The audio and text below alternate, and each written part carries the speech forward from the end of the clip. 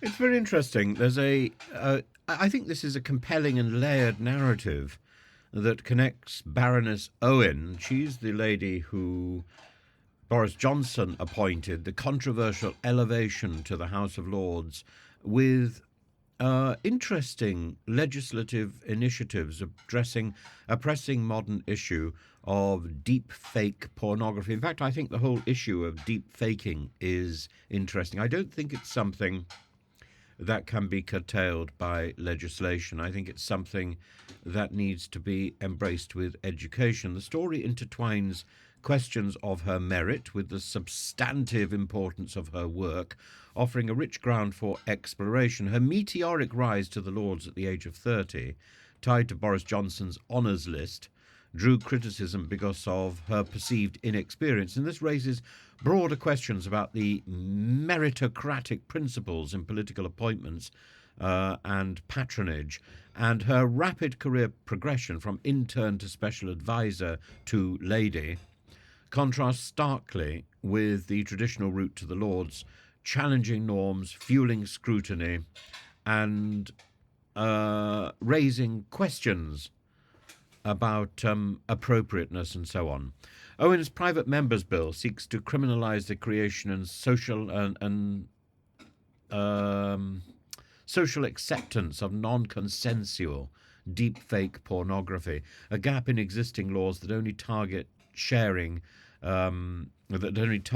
sharing such imagery, and the rise in nudification apps highlights the urgent need for regulation in the face of rapidly evolving AI technology, and statistics like the 99% targeting of women underline the gendered nature of this abuse.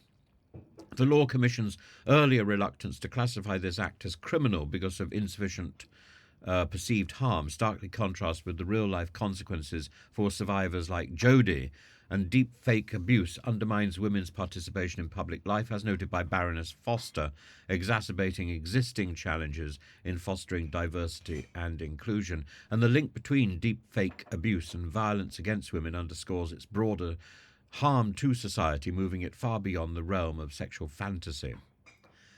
Owen's work on this issue illustrates the value of a younger perspective in legislative processes, especially concerning technology and social media's impact. And by raising awareness in the Lords and tabling amendments to other bills, Owen demonstrates an effective dual approach to driving legislative change.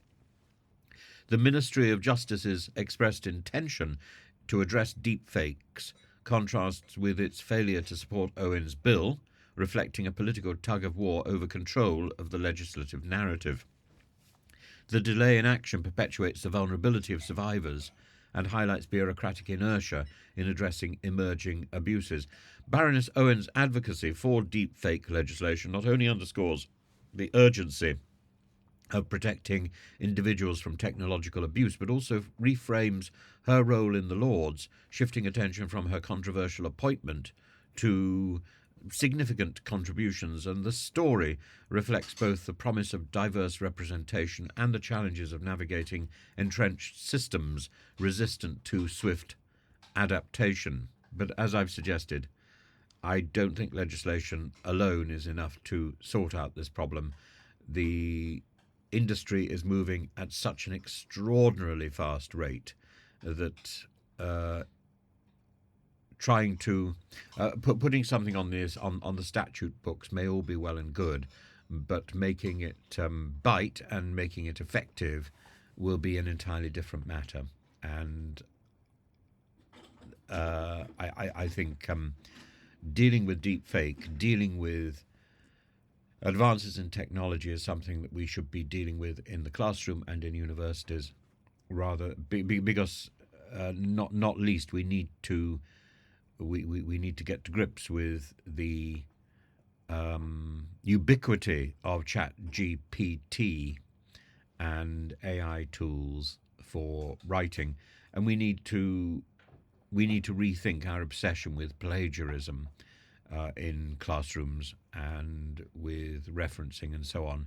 We need to really deal with our understanding of what is learning, what is education, what is communication.